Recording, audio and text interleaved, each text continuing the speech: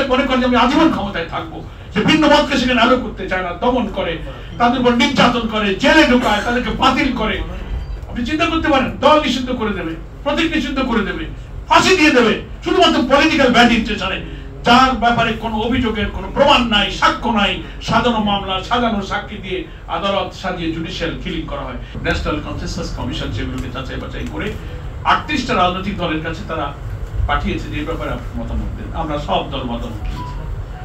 সেটাকে একটা ঐক্যবদ্ধ করার জন্য যে জাতীয় ঐক্যমত্য কমিশন করা হয়েছে, হেডেড বাই চিফ অ্যাডভাইজার, সেখানে কো চেয়ারম্যান আছেন ডক্টর প্রফেসর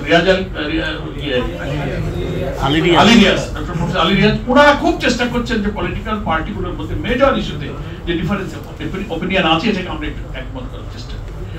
ইতিমধ্যে কমিশনের এই চেষ্টার ফলে প্রায় আমরা 20টার মতো মেজর ইস্যুতে কিন্তু দলগুলোর মধ্যে একমত হয়ে গেছে। তার মধ্যে 7-8টা বিষয়ে একটা দল নট অফ ডিসেন্ট দিয়েছে, 2-1টা দল দিয়েছে। তো নট অফ ডিসেন্টের যে প্রভিশন সারা দুনিয়াতে এবং দেশেও আছে, যে নট অফ ডিসেন্টের অর্থ হলো যে সিদ্ধান্ত হয়ে গেছে, সিদ্ধান্তের ব্যাপারে আপনি হয়তো একটা নট অফ ডিসেন্ট দিয়েছে, তার অর্থ সিদ্ধান্তটা কিন্তু বহাল রয়েছে, আপনার দ্বিমত সহকারী সিদ্ধান্তটা গ্রহণ করা হচ্ছে। তো ঐক্যমত্য কমিশন আমরা বলেছি যে এই ন্যাশনাল কনসেনসাস কমিশনের সব দলের মধ্যে আলোচনা করে যে বিষয়গুলোতে আমরা একমত হয়ে গেছি, সেখানে 6টা কমিশন প্রদান করা হয়েছে। 1 constitution, 1 2 judiciary, 3 police administration, 4 anti corruption commission, 5 হচ্ছে আপনার ওই সিভিল অ্যাডমিনিস্ট্রেশন, তারপরে হচ্ছে জনপ্রশাসন যেটাকে বলে, আর একটা হচ্ছে না ওটার ব্যাপারে এখনো কমিশনে আলোচনা হয়নি, আর সংবিধান, পুলিশ প্রশাসন, দুর্নীতি দমন কমিশন, বিচার ব্যবস্থা, হচ্ছে ইলেকটোরাল প্রসেস, নির্বাচন প্রক্রিয়া। এই 6টা কমিশনের যারা চেয়ারম্যান ছিলেন তারা রিপোর্ট দিয়েছেন, তার ভিত্তিতেই ন্যাশনাল কনসেনসাস কমিশন আমাদের কাছে পাঠিয়েছে এবং আমরা সেই সুপারিশগুলো গ্রহণ যেগুলো করেছি তার সংখ্যা প্রায় 20টা। আমরা বলেছি যে এই ঐক্যমত হয়ে গেছে যেগুলো কমিশনের পক্ষে সিদ্ধান্ত হয়েছে, এটা আমরা ফয়সালা করলাম। সেখানে অলরেডি পেয়ার পদ্ধতি একটা দল ছাড়া মূলত আপার হাউসে অ্যাকসেপ্টেড হয়ে গেছে। আমাদের জুলাই সনদের অর্থটা কি? এই যে সংস্কার প্রস্তাবে রাষ্ট্রীয় কাঠামোটাকে সংস্কার করার জন্য এই যে ছাত্র জনতার যে আন্দোলন, এই যে বিশ্ববিদ্যালয়, প্রাইভেট বলেন, পাবলিক ইউনিভার্সিটি, কলেজ, বিশ্ববিদ্যালয়, শিক্ষক, ছাত্র, হকার, সার্বজনীন যে আন্দোলন হলো, রাজপথে যে স্লোগানটা হলো উই ওয়ান্ট জাস্টিস, আমরা সুবিচার চাই।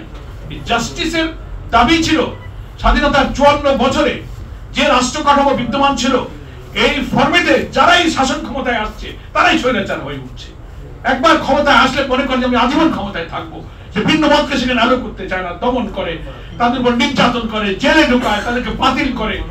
আপনি চিন্তা করতে পারেন, দল নিষিদ্ধ করে দেবে, প্রতীক নিষিদ্ধ করে দেবে, ফাঁসি দিয়ে দেবে, শুধুমাত্র পলিটিক্যাল ব্যাড ইন্টারেস্টে, যার ব্যাপারে কোনো অভিযোগের কোনো প্রমাণ নাই, সাক্ষ্য নাই, সাজানো মামলা, সাজানো সাক্ষী দিয়ে আদালত সাজিয়ে জুডিশিয়াল কিলিং করা হয়।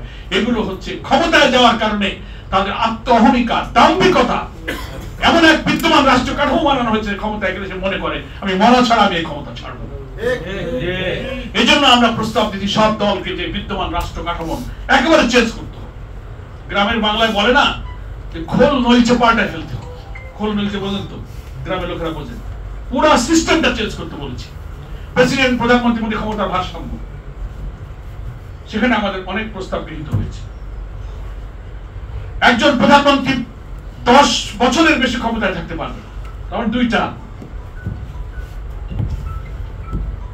তারপরে আপনি জুডিশিয়ারিতে চিফ জাস্টিসের অ্যাপয়েন্টমেন্ট, আপিল ডিভিশনের জাস্টিসের অ্যাপয়েন্টমেন্ট, বিচারপতি নিয়োগ, এমন সিস্টেম করা ছিল যে দেশের প্রধানমন্ত্রীর অনুমতি ছাড়া কিছুই হবে না, রাষ্ট্রপতিও করতে পারবেন না প্রধানমন্ত্রীর দোয়া চান,